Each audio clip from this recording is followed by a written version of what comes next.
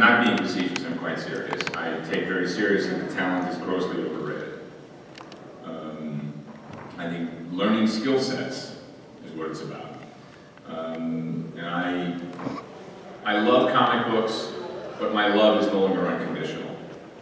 It was unconditional for many years. I learned to read from comic books. That 4-year-old experience turned to a year later to me entering first grade, reading on a 5th grade level, and never stopped.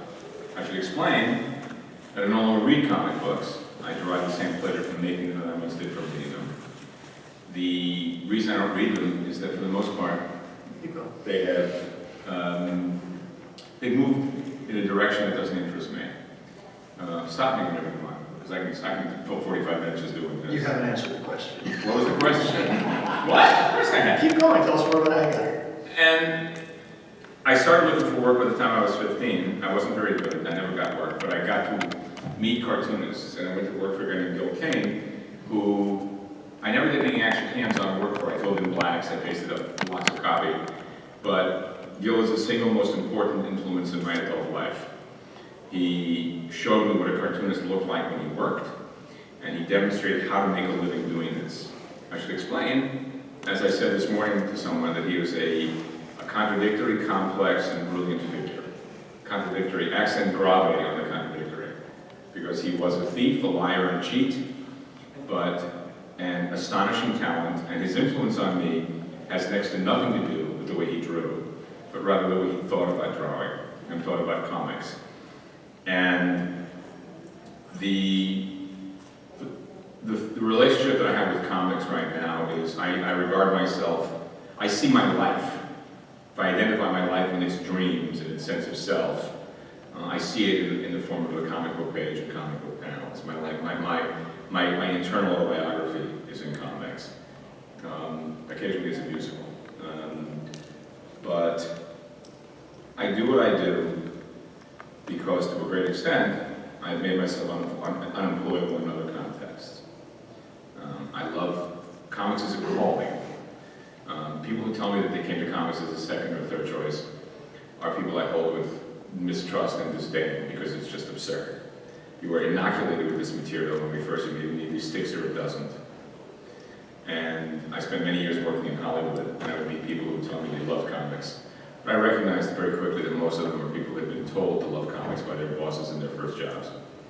And that, for the most part, Hollywood was the people who used to make fun of us reading comics in high school, now making bank off of fucking assets. And that said, I realized only recently, in the past year, that what I identified as the infantilization of the comic book medium by the Comics Code Authority also infantilized the audience. It drove away people who might have been interested in the sort of stuff that I'm interested in. My entire career has been spent, certainly since I did American Flag, in trying to find an audience for material that wasn't about people with shit coming out of their eyes. You know, like, hey, I'm sad because I'm a superhero. I don't give a fuck about this stuff. It's basically junk made by 15-year-old boys for less intelligent, less skilled 14-year-old boys, now being slathered with a layer of gravitas to make it palatable for 50-year-old men and women. And some of you should be ashamed of yourselves. And you think I'm kidding, and I'm not. The discussions going on endlessly about the qualities of superhero comic books staggers me. I don't give a fuck about Batman's penis. I really don't care at all about his award wedding bands.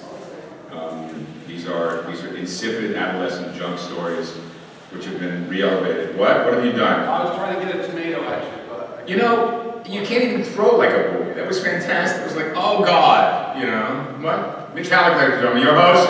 Let's say a big thanks to Mitch. And while we're at it, while we're thanking Mitch, let's also thank the Scouts, who seem to be doing an absolutely astonishing job.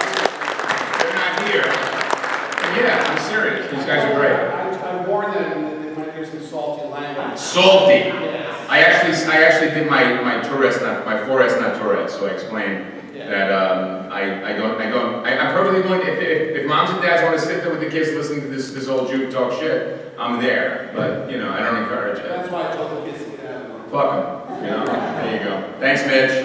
Your host. A lot of fruit, tomatoes are in the back, and I roll it at the end. And this is is why Nick doesn't make his living in comedy. Right. So next, what up? Did that help at all? So you're 68 years old. 68? Established. Yes. There And I look pretty damn good, yes. there are not a lot of 68-year-olds who are able to produce monthly, ongoing comics and deliver material at this age. How is it that you have maintained your standard?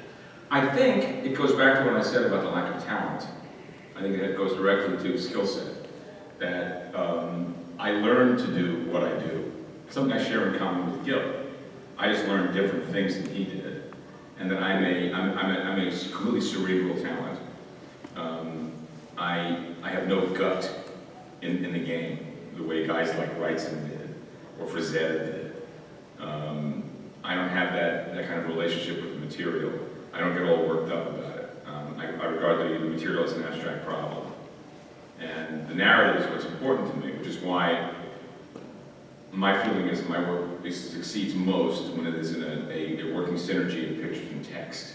That the pictures themselves have narrative value as well. And that I spend a great deal of time thinking about that organization narrative. I posted a page from issue 6 of Hey Kids Comics on Facebook a couple of days ago when someone was talking about Frederick Wertham. And I described it as my quasi-fictional version of Frederick Wertham and Gershon Legman. Legman, nobody knows Legman, everyone knows Wertham. You'll find out about Legman. And the reaction to it was fascinating, because people had not seen the material in black and white. And what I pointed out was that, you know, they're all sort of a detail, and not the detail, it's the organization of pictures and to create the effect that you get of that moment on a stage when actors are all of a sudden live with a follow spot. And they're there. I believe that comics have as much in common with stage as they do with television or movies. The almost the kabuki-like element of gesture in narrative. And why I can do it is because I care enough, and I'm still fighting to hold on to my legacy. I recognize the fact that I'm a cult figure. I'm not a star, never have been. The reason I moved to California was because I recognized there was potential I was going to get this old, and I had to do something fucking about it, because I had no prospects at all. The most commercial and successful thing I've ever done in my entire life was done when I was 25 years old, and it's shit, it's just junk. It's successful and popular because it's attached to a multi-billion-dollar brand, which has never profited me one bit. The irony, of course, is that I'm stuck with never having made the money that the material generated, and that's okay because the work I did for it was shit. Someone told me that I sounded like Harrison Ford, and I explained that the difference was that Harrison Ford got enough money to sell fuck you to everybody and never have to work again, and I got $65 a page with an additional $15 for reprints. Had the book come out a year later, I would have made $1 million to $2 million for those first 6 issues of that being a piece of shit. But I'd also likely be dead, because my lifestyle at the time was really the sort of thing that kind of money would be like a red flag, a bull, and a lot of drugs. And yeah, I was 26, who knows? Yeah. But I'm not. And so now I have an odd franchise in life. I spent my entire life, someone pointed out, overestimating the audience. It's probably true, because I have always assumed there was someone out there, more than just me, who cared about something, who liked the medium, but didn't particularly care for the content that was being fed into the medium. I outgrew science fiction in the mid-70s, and when I tried to go back to it, it's convinced me that I really shouldn't be doing this shit anymore. I don't like fantasy. Jeffrey O'Brien, poet and critic, in his book Hardboiled America, and it's the paraphrase, he said that crime fiction and science fiction are both completely as fantastical as each other, but the difference is the crime fiction is based on an absurd reality. And I learned at a certain point in the mid-70s to the 80s, even with Flag, that I really liked the idea of doing material that reflected an absurd reality. I really liked the idea of people in clothing doing normal things and finding drama in that, and not needing drama, again, that shit coming out of your eyes. You know, that shit coming out of your eyes stuff just drives me nuts. Because there's so much Deus in that monument, if you will. I abhor the fact that that's all there is. That we grew up, my generation did, in the assumption that we would outgrow superhero comic books, and that we were working in a medium. And what's happened in the past, basically 10 years, thanks to the work of the only genius working in comic books, who is Kevin Feige, and I mean that, was managed to monetize it into billions material based on ancillary material, like we're here for. That 99% of the people spending those billions have no idea exists. They really don't know. They're no more aware of comic books than you are of numismatism. Okay? And what's happened is that as a result of that decade of Marvel movies, is that comics have gone from being a medium to a genre. They really are. It has been a conquest of a medium and become basically stories about people with shit coming out of their eyes. And that's your fault. It is. And it's my fault for mistaking the fact that some people might disagree with that. But there you go. Luckily I'm old. And luckily I came to Hollywood and spent enough time there making enough of a living that I can afford to feel this way and not be on my knees, sucking up to get work during this month's iteration of whatever schmuck is that shit coming out of their eyes. So talk a little bit about where you are in your career. You and I have had this conversation many times about, American flag is something for which you're well known, and yet you don't want to continue doing it. Talk a little bit about why that doesn't make sense for your career and the choices you make instead now. It would feel like a cheap trick. I was 32 years old when I did Flag. I was high on the horse. I was high anyway. And I had a boyish optimism about an uncertain future. And I also had a kind of let's throw everything at the wall and see what sticks sensibility, which I no longer have. Anything I would write or draw about these characters would be colored and tempered by the 30 to 35 some years that have been since the rejection of that optimism and the understanding that no matter how much you like Flag had no impact on the comic book marketplace except in its influences on the talent pool that emerged in the 90s. The audience never saw the book. Some of you who are familiar with the book, you're alone, okay? Bear in mind that I sold 45,000 copies of Flag at its most, when that piece of shit Dark Knight thing sold 250 millions of copies. And the audience eats up Batman with a spoon. And Flag is a book whose function in the comic book business, as much of my work has been, to serve as textbooks and instruction guides on how to do stuff. Because most guys don't think about what they do, they just do it. I have to think about what I'm doing because I have no other option. And I learned this when I was teaching a seminar on Marvel in the mid-aughts, where I would sit and talk to these people, these young they would give me 5 talents they had under exclusive contract, who drew beautifully, who couldn't make a picture with narrative value to save their fucking lives, couldn't lay a page out worth of shit, and had no understanding what I was talking about when I would explain to them that storytelling is not, a comic book page is not a series of arbitrary squares and rectangles on a page. The choices you make in terms of size you choose, how you place the figures, where you place, what you do with figures in space, everything matters. And these guys were living in an arbitrary life. And some years back, I was on a panel with a couple of young guys who had done a book that sounded very interesting in the description. And I picked up the trade, and the trade was 5 issues. And in 5 issues, all the characters looked alike, everything was brown, and the characters, there was no acting, none of the characters had any sense of gesture or drama. And in 5 issues, 30, 28, whatever page, but there wasn't a single subjective perspective, there wasn't a single moment in any of these pages where any of the characters in the book looked at the reader. And one of the things that people you guys who read comic books may not be aware of, that you are part of the job. You're the engine that turns the pages. And one of the ways we get you to turn the pages is through enticement, but it's also through identification. When someone breaks the fourth wall in a comic book, in a movie rather, like that schmuckery, that Deadpool crap, it's comically funny if in a very limited corporate way. But in the comic book, and I'm not talking about the way the comic book Deadpool breaks the fourth wall, I'm talking about the acknowledgement of the reader, the subjective view. You make the reader complicit in the material, and that complicitness is really important to me. I could be wrong, but not likely. So I have to think a lot about this stuff because none of it comes naturally to me. And in retrospect, as much as I resented that for many years, the guys who were natural talents all dropped dead. Okay, or or they're like ball players, you know, they're working so hard, all of a sudden they wake up one morning and they can't hit. That's a sports metaphor. But for me, because I've got this detachment from the material, because I've got intellectual relationship with the material, I'm still working. My chops are still good. You know, I can still draw.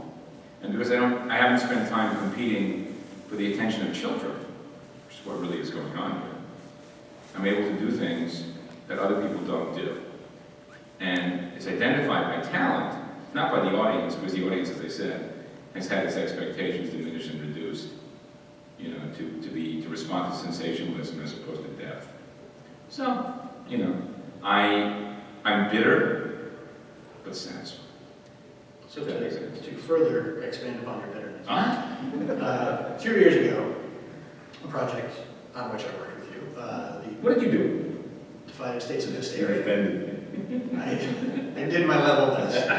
But for those of you who are not aware of it, there was a book a few years ago called The Divided States of Hysteria, which during its brief run generated a lot of controversy. And I guess, you know, it's funny, I mean, I think about this stuff quite a bit, as do you. We talked a lot before the book about what it was and what it was intended to be.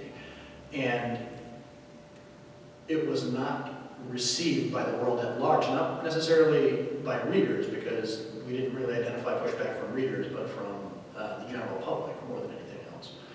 So when something like that happens, given the way you're approaching the material, how did you take that in, and how does that change your perception of the way you're doing the work?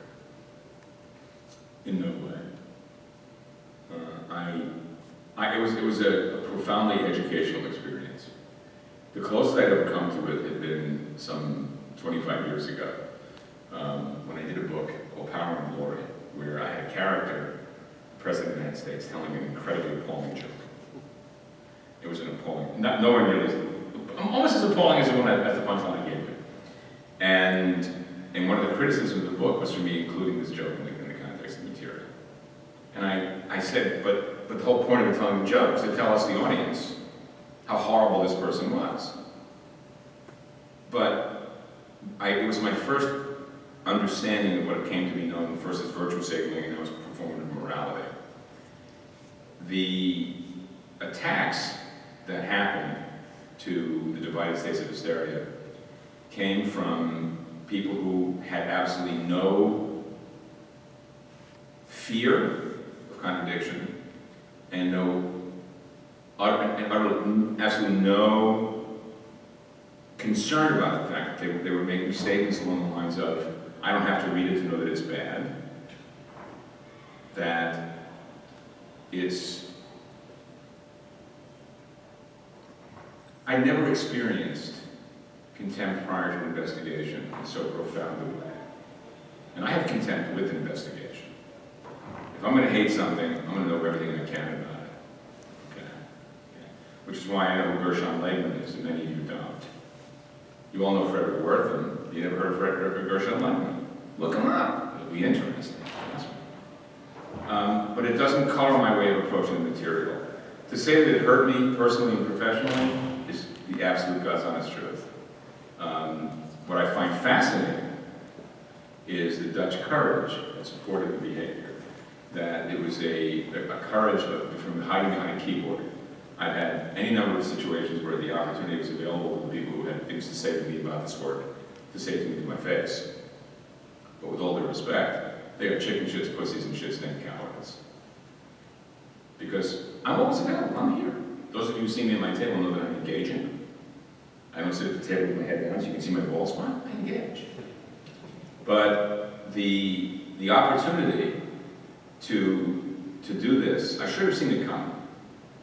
During the Obama-McCain campaign, when Sarah Palin, that niece of Satan, chose to misidentify, misunderstand the lipstick on a pig line and make something of it. It was my first instruction in the manipulation of language to serve a purpose, higher or lower as it may be.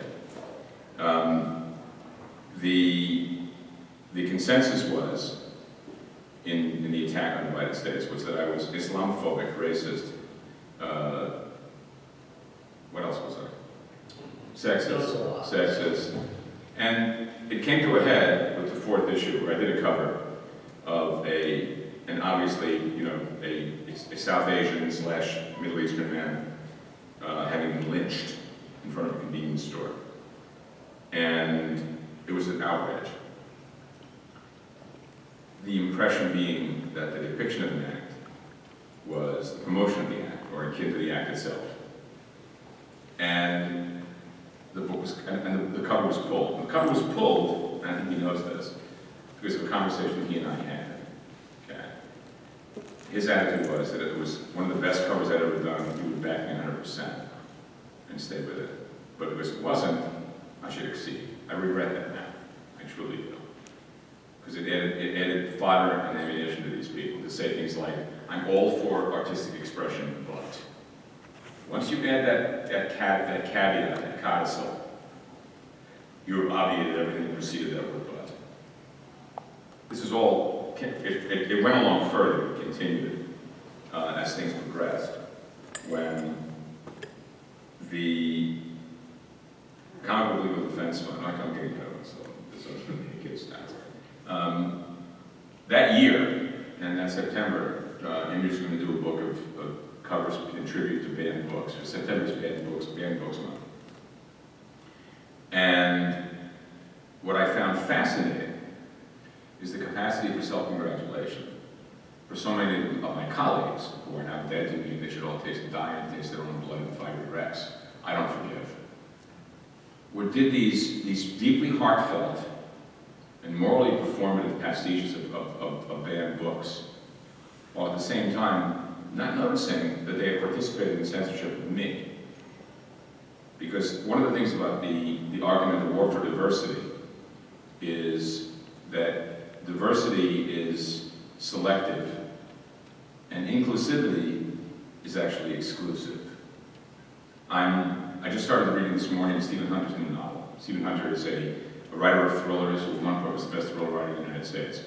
He's a right-wing nutcase. He's just bugfuck crazy. But I was reading this, and I mean, he hasn't written a good book in a couple of years, so this is actually feeling like it might be something, okay? And I'm reading this, and I'm saying, this is the kind of thing where I would like to see someone do a right-wing comic book that was this good. Not that Comicsgate shit, you know? I'd like to see someone do a comic book that whose politics were the complete antithesis of mine. Whether the audience would perceive me as a racist, Islamophobe, you know, sexist, without any actual evidence of this, would think that they would reject this book, and I would welcome this book, okay? Some months ago, I was in Austin, Texas, and I was solicited by someone who was a friend of one of these Comicsgate people to come and do a book with them. What the fuck? What in God's name would you believe that just because they don't like me, I would like you? Please, honestly. I have no interest whatsoever in this. The great problem, of course, is that I was asked to denounce that right-wing crew on Facebook. And when I checked out, I did this in my educational experience, I checked it out. And I pointed out, I was asked to denounce them and unfriend them. I read the thing, I could check it out, I unfriended them. And I said, but in terms of denunciation, I will not denounce, because what you're asking me to do is to say to them about them exactly what you've been saying about me for the past 2 years. So fuck you, and I'm unfriending you too. So go fuck yourself, everyone is.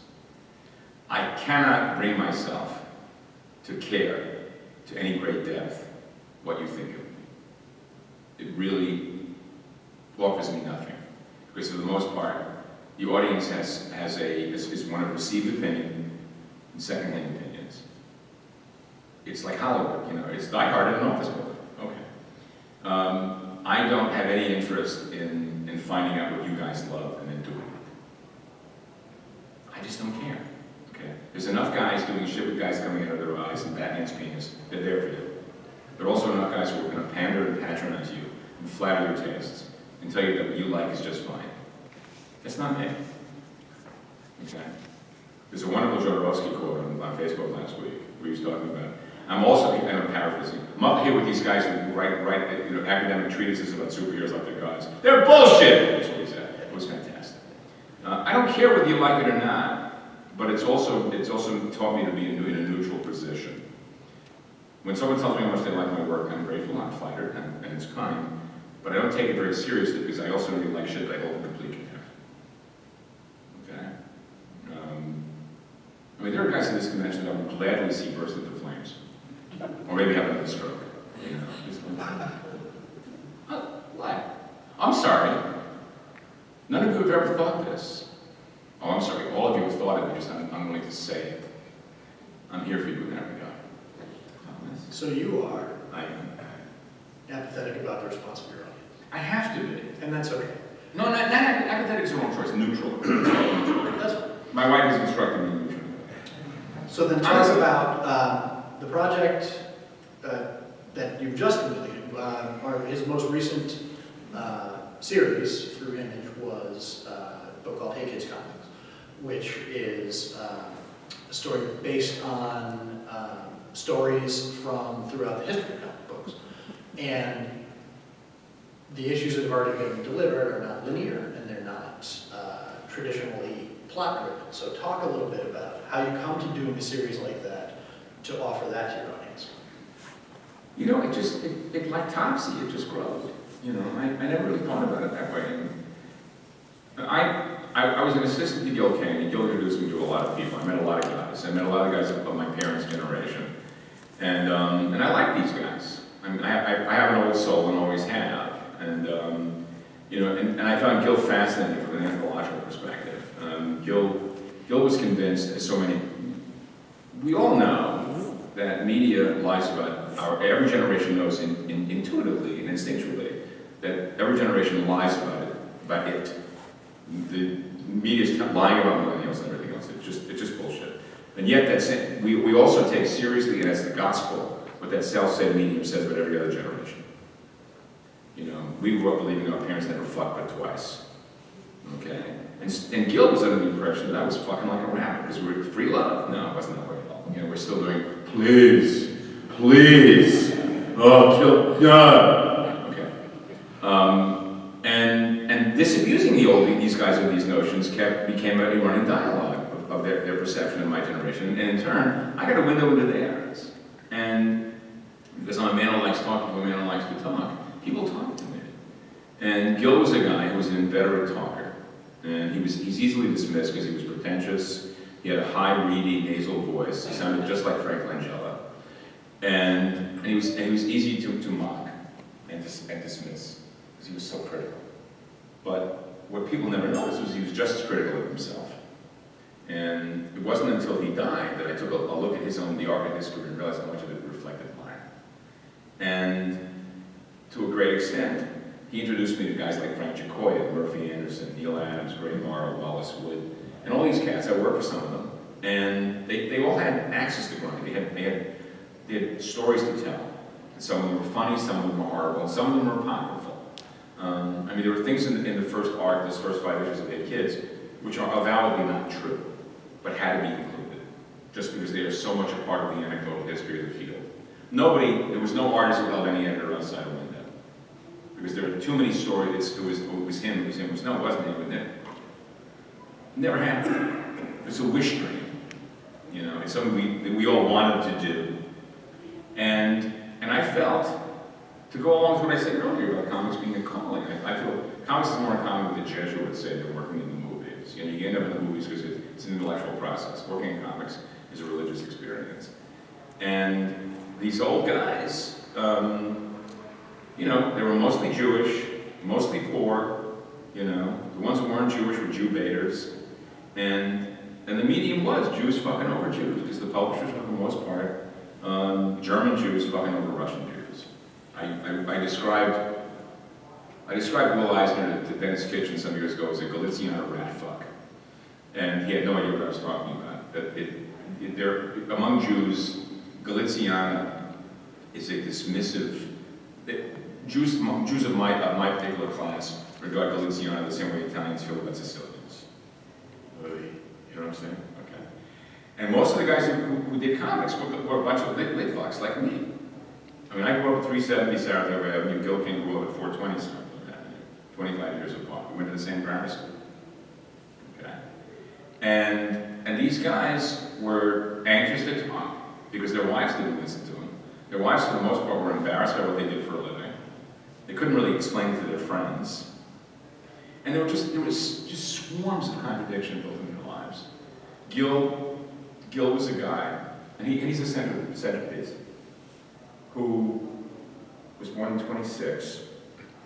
And when he gets out of the army, there are pictures of him in the service with the nose like a toucan. He looks like a model for an anti-Semitic Nazi film. And he gets a nose job in the end, late 40s. And the minute this transformation, this nose job becomes clothing and everything else, he becomes a Charles Saxon New Yorker cartoon. Everything short of an ascot.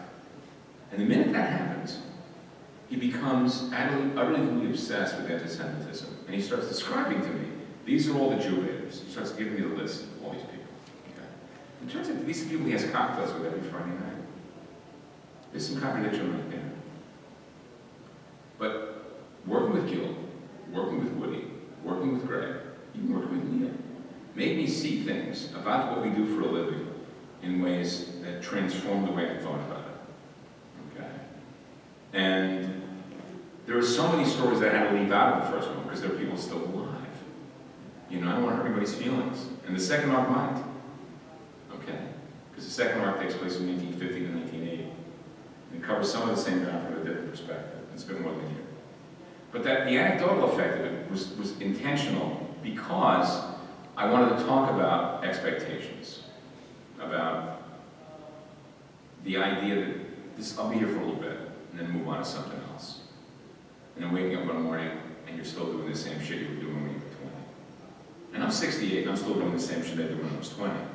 But the difference is I knew what was waiting for me when I came in. Years ago, when I was, in the mid-70s, I met Mike Esposito, okay, who made me not appreciate Los Angeles until I saw Los Angeles pencils rather than a giant Ross was. Ross was just astonishing, but his pal Mike was ruining his work all the time. And I never heard anybody say the word fan with such utter and complete contempt and derision as I did from Mike Esposito. His dismissal of the comic book fan was just, it was oil dripping from the words. It was astonishing to me. It was a real eye-opener. So talk about, we are currently at work on the next arc of A Kids Comic. And the hope is that there's more to come beyond that. So talk a little bit about that. Right. Arc 2, issues 6 through 11, is about my generation and about the mini generation that preceded it. You know, the generations were the ones that were born in the mid-20s. Then there was a very small blip of guys born in 30, like 40s. Roy Thomas, Neil Adams, Denny O'Neil, Jim Steranko, all these guys who should be dead really soon. And I'm not looking at my watch, you know. Ernie Colon. Ernie was born in 30. Okay. Ernie did die yesterday. You know this, right? You know that Ernie Colon is dead. Okay. So I'm not making fun of someone who's gonna die. I'm making fun of someone who has died. Because that's how you deal with death in my world. Mock it. Hold it at bay. My generation, with very few exceptions, was unprepared to do superhero comic books. And regardless of the perception of the audience of Stan being a hip, fun-loving guy, Stan was actually basically an Eisenhower Republican and didn't like children very much. And if you met his kids, you know why. And we assumed, my generation did, we were born in like 46, maybe 47, 52, that we were going to outlive superhero comic books. Because superhero comic books were drawn by guys our father's age. We didn't care about superhero comics. We all saw ourselves as a new Enlightenment version of EC. None of us had been old enough to read EC in its original state, but we'd all got turned on to those EC paperbacks that came out in the early 60s in the drugstore that summer of 63. And they were eye-opening, seeing Wallace Wood stuff and Grant Engel stuff. Just like, what the fuck? There's no comics. Holy shit, this is like, oh my God, this is fantastic. But and none of us could identify bending to the will of what Stan wanted. Stan didn't want to work with us anyway. Stan built the bullpen by reading that old folks love comics line. That's where all those guys came from. And, Stan was like this, he hung out at Toots Shores, he smoked cigars. The pictures of Stan before he became a public figure and after are fascinating. Because in the old days, you look at Stan from the 50s, He was getting kind of fat, like me. He was thinking about how I was fat, but a little bloated looking. Now, obviously, he found the nutrition that's been changed everything up. The first picture of him published looked like Murray Decay, you know, with a little pork pie hat on and shit, you know, like a fake fedora, a little slim brim fedora, you know, like a cardigan on him, you know. He's like, at any rate, and we assumed we'd outlive this and that we would thrive and do something else. What we were not prepared for was, there was only one guy in our generation who was ready to do superhero comics, that was Rich Buckley. And Buckley's dead now, so I can talk about him because he can't defend himself and can't hurt his feelings. And if Buckley had played a clean game, he could have had John DeSantis' career. Because his skill set was all in place, he was ready to go. But he had this, he couldn't identify a straight game. Everything had to be a guy in face. So, at any rate, we were congratulating ourselves for finding new venues and new places, new things that we can work to do. And all of a sudden, these new guys come 5 years after us, Frank Miller, Bill Sienkiewicz, John Byrne, that coincides with Stan's loosening the reins on the material and Roy sort of coming in. And we were blindsided by this, because we couldn't imagine doing our versions of John Romita Jr., John Romita Sr. rather than Marvel. But these guys didn't have to, because Stan, by giving up the control of the company a little bit, made it possible for guys like Frank and for Bill and for John to do work that bent superheroes to their will in ways that we could not have visualized or imagined. And we never recovered, ever. At least I didn't. Walter, who was the only other member of my generation who's still doing work that's not a parody of itself, Walter Simonson, he did superhero stuff, but his superhero stuff is so fucked up. It's so weird. I mean, he may think it looks like Jack Kirby, but it's so personal and so idiosyncratic that it defies, you know, categorization or specificity. It's something else. You know, and Kaluta didn't do superhero stuff. Brunner did, but it was just weird. Wrightson came late to the game, but at that time Wrightson was a burnout. And I'm superheroes like, you know, I can do it, but I'm a journeyman in that regard. So we were not prepared. And it should be noted, you know, that most of us were, I mean, Wrightson, you know what it's like, having limited skill set and showing up in a room in 1972 and finding Bernie Wrightson there. Wrightson was so good, and he was good from the start. He could do everything. He was facile and clever. And then he dies in poverty, because he was also an idiot. He didn't know how to step away from his skills, from his talent, and figure out a game plan to get old. Getting that game plan together in my field, in the comic book business, is the great ghost. Because the comic book business is filled with people who feel that it's always going to be like this. And it's never going to always be like this. You got to get ready. So that's what the second arc is about. And the third arc is going to be about the 90s, which will be really fun because I wasn't around. I was working in television. But the third and final arc will talk about the advent of sensationalism and end with the aughts and the elimination of comics as anything more than an IP. Okay, and the second arc is a real dance for me because there are people who know who's who, and there are obviously conflations, and people's feelings might be hurt, you know. But it's my fucking book, you know. That's what subjectivity is about. Okay. So I can draw conclusions, and again, because it's fiction, that isn't the way it happened. Well, okay. You know, I mean, I don't recall. Did I do the Swedish Jews? I don't think so. I'm regretting it already. I really should have. So, yeah.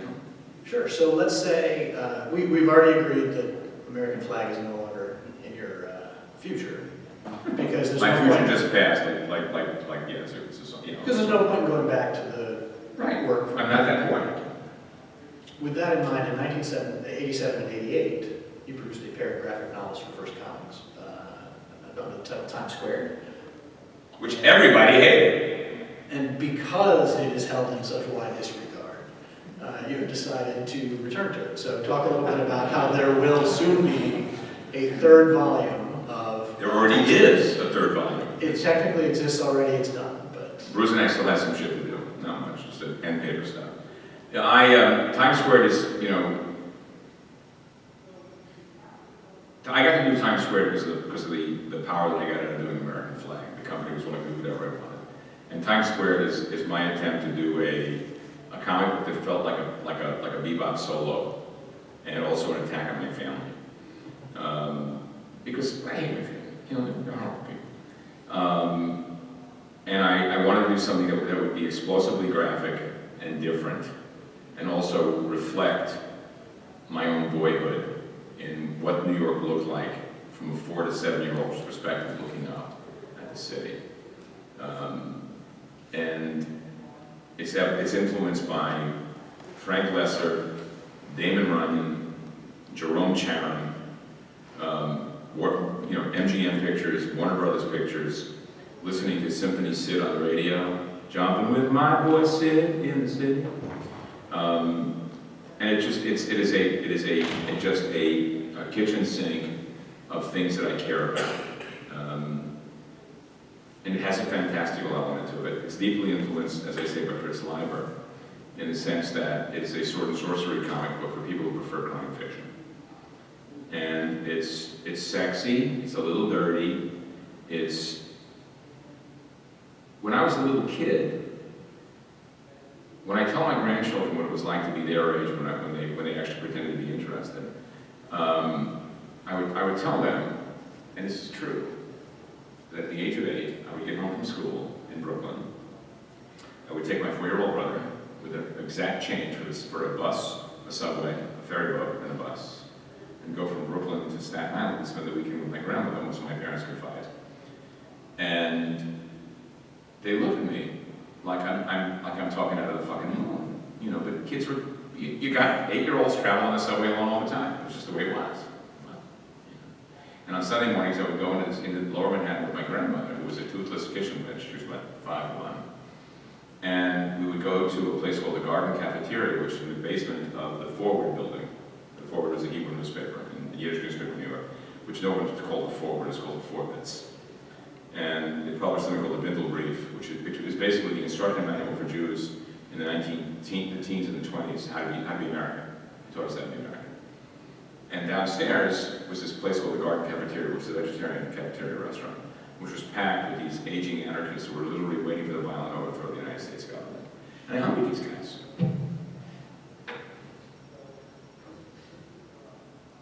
You misspelled clothing. Oh, I'm sorry. And that was just, you know, all of that informs this work, and I love this work completely. And of course, it has no impact whatsoever on the audience, because nobody was shit coming after us. It says, what am I supposed to do with that note?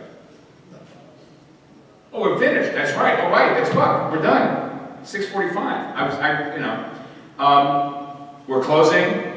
The Boy Scouts are enacting their profound Boy Scouting authority on me. There he is. I am prepared. And I was going to sing Be Prepared, that's the Boy Scout marching song, but I won't go to my table. Thank you very much for your attention. I hope I haven't bored anyone. And I guarantee you will hear all the bullshit you really want to believe from anybody else at the convention. I'm here for otherwise. Come by the table, I'm at C37.